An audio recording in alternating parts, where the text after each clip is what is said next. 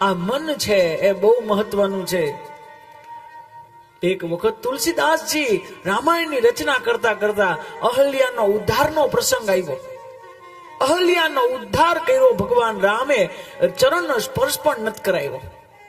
કારણ કે રામ સમજે છે કે આ પથ્થર નથી, અંદર તો સ્ત્રી છે, અને મારા ચરણનો સ્પર્શ થાય તો મર્યાદા પુરુષોત્તમનો આ ભંગ થાય, અમારો જે અવતાર છે એનો ભંગ થાય. એટલે રામજી ચરણ નજીક લઈ આવ્યા.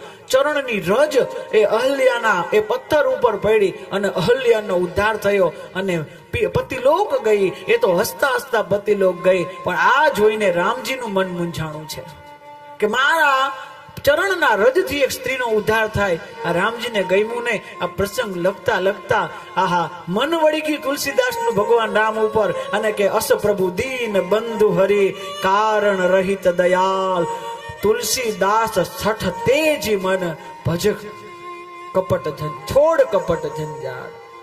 તુલસીદાસજી કહે છે કે હવે તો એ કપટ છોડ, એ છઠ મન, હવે આવા રામને નહીં ભજતો કેને ભજ. અને છેલ્લે તો આખી રામાયણ ફેરવી, આખી રામાયણ પૂરી થઈ ગઈ. અને છેલ્લે જ્યારે તુલસીજીનું મન ભગવાન રામની અંદર લાગી ગયું અને તુલસીદાસજી અને એની કલમ ચાલી છે સાહેબ.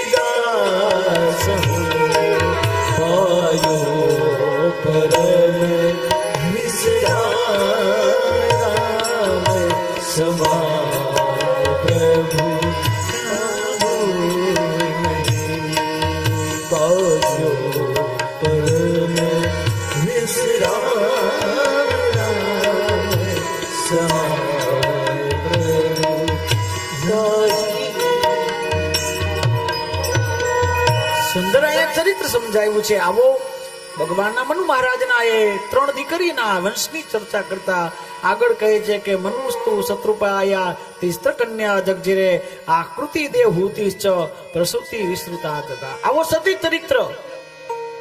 ચરિત્ર ભગવાન શિવ સતી ચરિત્રની ચર્ચા કરીએ.